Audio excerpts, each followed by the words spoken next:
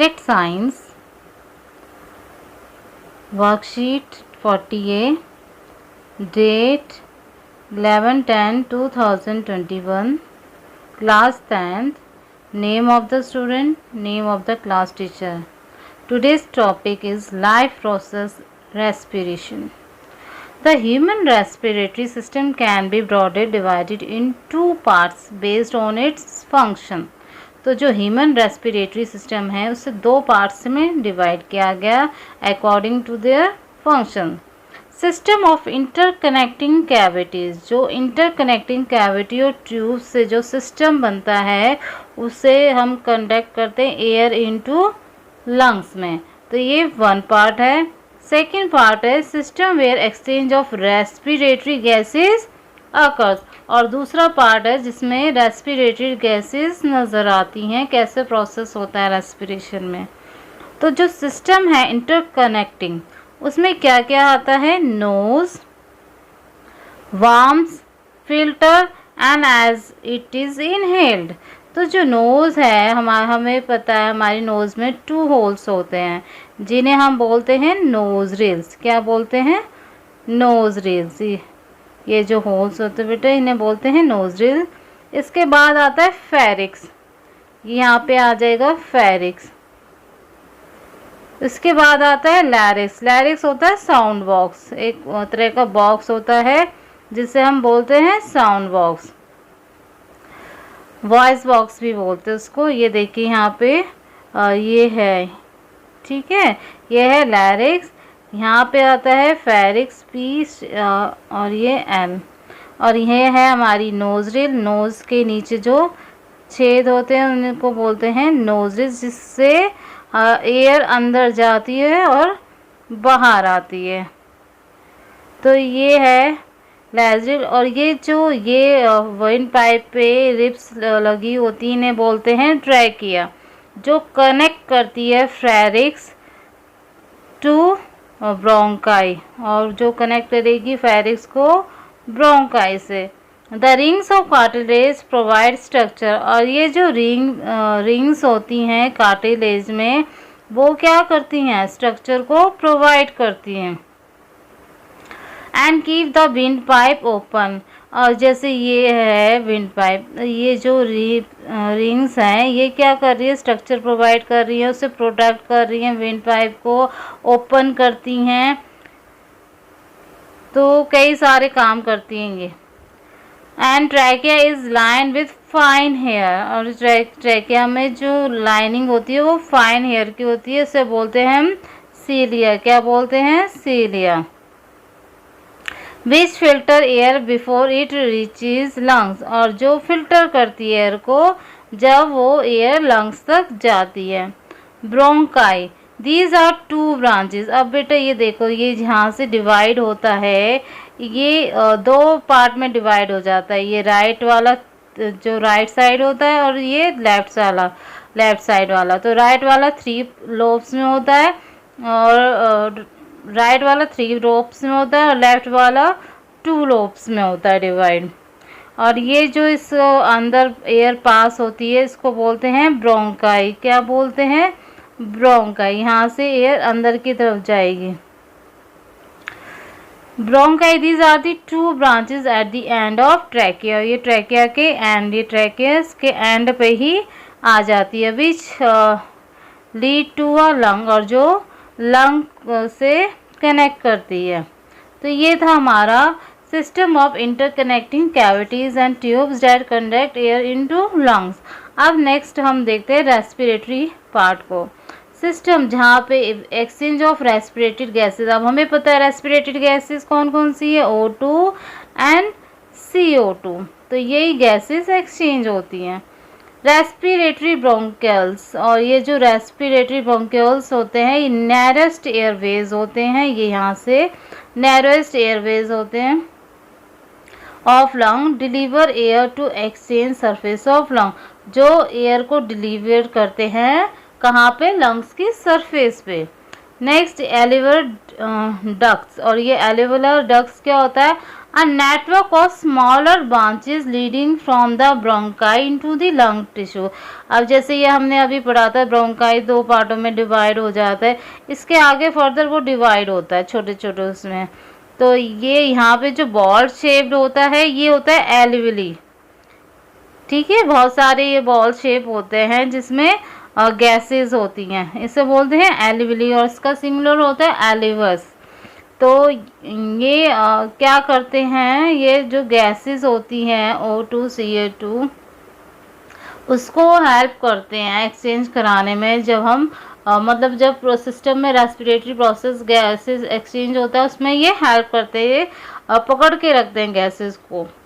Alveolar ducts are network of smaller branches leading from the bronchi into the lung tissue and ultimately to air sacs। उसके बाद ये कहाँ जाते हैं, air sacs में। अब ये alveoli क्या होता है, the functional respiratory units in the lungs where gases oxygen and carbon dioxide are exchange. और alveoli में अभी मैंने आपको बताया था कि ये स्टोर करते हैं गैसेस को, यहीं पे एक्सचेंज होता है O2 और CO2 का।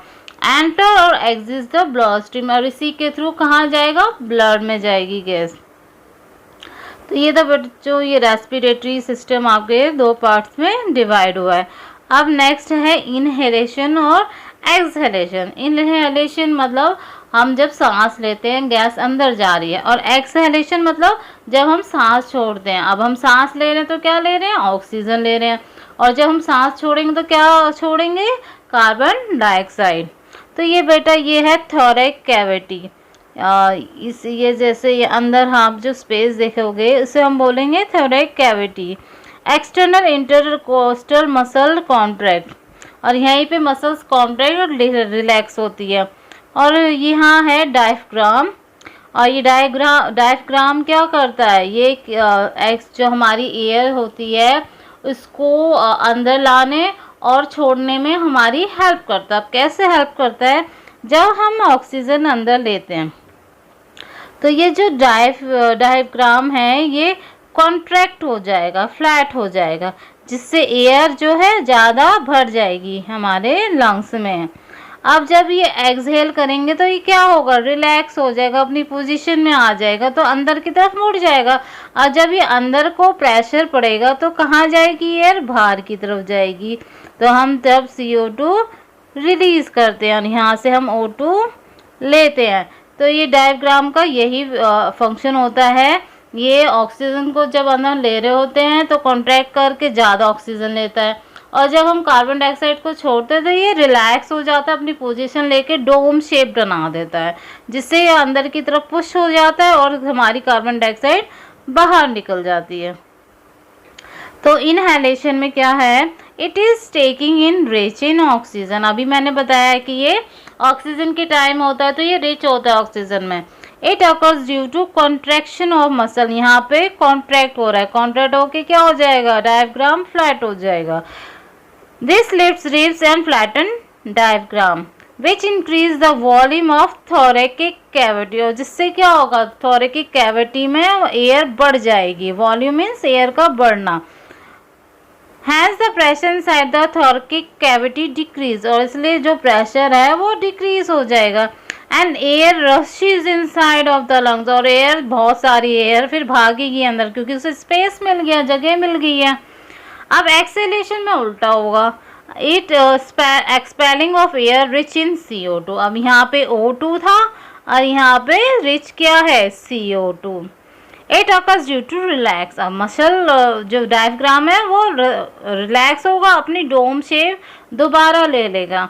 अटैच टू रिब्स, जो कि रिब्स से अटैच है, and diaphragm becomes dome shaped, और ये क्या बन जाएगा, dome shaped. This decrease the volume of thoracic cavity, और ये क्या करेगा, वॉल्यूम को कम कर देगा। एंड डिक्रीज एयर प्रेशर, और ये एयर पे प्रेशर लगा देगा। And expels air out of the lung, और ये क्या कर देगा, एयर को बाहर निकाल देगा लंग से, जो कि CO2 है। अब gas exchange between alveoli and capillaries. अब ये गैसेस एक्सचेंज कैसे होती है, तो ये बेटा ये हमें एक डायग्राम दिया है। तो इसमें हमें बताया है कि कैसे एल्वेली की है और कैपिलरी की हेल्प से गैस एक्सचेंज हो रही है। तो ये देखो फ्रॉम पल्मोनरी आर्टरी, क्या है पल्मोनरी आर्टरी से, और ये पल्मोनरी वेन्स से बाहर निकल रही है। अब जब ये अंदर आएगी तो कैपिलरी, ये जो ये होता है बेटा, ये है कैपिलरीज, इनके थ्रू अंदर एयर आती है और जो एल्विलर मेम्ब्रेन बनाएगी, क्या बनाएगी, एल्विलर मेम्ब्रेन, फिर ये रेस्पिरेटरी मेम्ब्रेन में अंदर जाएगी। ये है रेस्पिरेटरी मेम्ब्रेन, ये है एल्विलर मेम्ब्रेन और ये हमारी कैपिलरी। ऐसे पल्मोनरी वेन में हो जाएगा। ये है फ्लूइड, इसके अंदर क्या है, फ्लूइड, और यहाँ से ये जो हमें दिख रहा है ये रेड, ये हमें ये ऑक्सीजन है और ये ऑक्सीजन डिफ्यूज़ हो रही है इनटू रेड ब्लड सेल से, और ये कार्बन डाइऑक्साइड डिफ्यूज़ हो रही है एल्वियोलस, तो ये यहाँ से CO2 निकल के बाहर चली गई और यहाँ से ऑक्सीजन अंदर आ गई, और वही एल्वियोलर मेम्ब्रेन रेस्पिरेटरी मेम्ब्रेन से कैपिलरी के थ्रू पास हो जाएगी। तो oxygen diffuses into red blood cell, और जो ऑक्सीजन है डिफ्यूज़ करेगी रेड ब्लड सेल में और कार्बन डाइऑक्साइड डिफ्यूज़ करेगी एल्वियोलस में। अब ये क्वेश्चन आ रहा है डिफ्यूज़न क्या है, तो डिफ्यूज़न होता है बेटा जो भी चीज़ें हायर कंसंट्रेशन से लोअर कंसंट्रेशन की तरफ जाती है, हायर कंसंट्रेशन से लोअर कंसंट्रेशन की तरफ जाएगी। अब इसे आप ऐसे समझ लो, जैसे आपने रूह अफ़ज़ा मिलाई है पानी में, तो जब आप 1 ड्रॉप डालोगे रूह अफ़ज़ा तो वो क्या होगा, एक छोटा सा ड्रॉप नज़र आएगा, पर थोड़ी देर में क्या हो जाएगा, पूरा वाटर रेड नज़र आने लगेगा। क्यों? क्योंकि जो रूह अफ़ज़ा के मॉलिक्यूल हायर कंसंट्रेशन में थे वो पानी के मॉलिक्यूल से लोअर कंसंट्रेशन में चले गए, जिससे क्या हो गया, पूरा कलर रेड हो गया। या फिर इसे आप ऐसे समझ लो, जैसे ये 2 टब लिया है, इसमें पार्टिकल्स मूव कर रहे हैं। अब ये हमने कनेक्ट कर दिया, यहाँ से कनेक्ट कर दिया, यानी ये हटा दिया हमने। यहाँ पे थोड़े थोड़े पार्टिकल हैं, तो जो ज़्यादा पार्टिकल हैं वो क्या जाएंगे, थोड़े कम पार्टिकल्स में चले जाएंगे उस सॉल्यूशन में जहाँ पे कम पार्टिकल्स है, और क्या कर देंगे, दोनों को बैलेंस्ड कर देंगे। क्या कर देंगे, बैलेंस कर देंगे, तो फिर पूरा सॉल्यूशन एक जैसा हो जाएगा। तो इससे क्या होगा, मॉलिक्यूल कहाँ चले गए, हायर कंसंट्रेशन से लोअर कंसंट्रेशन में चले गए। इसी को बोलते हैं डिफ्यूजन, और इसी की तरह वजह से ऑक्सीजन जो क्या है डिफ्यूज होगी रेड ब्लड सेल में, और कार्बन डाइऑक्साइड डिफ्यूज करेगा एल्वियोलस में। With in the lungs alveoli, देखो सिंगुलर होता है एल्विलाई और प्लूरल होता है एल्विलाई और सिंगुलर होता है alveolus, provided a surface where the exchange of gases take place. और ये कहाँ पे होता है, जहाँ पे एक्सचेंज हो रहा है गैसेस में। The walls of the alveoli contain an extensive network of blood vessels, जो वॉल्स है एल्विलाई की उसमें क्या है, ब्लड वेसल्स।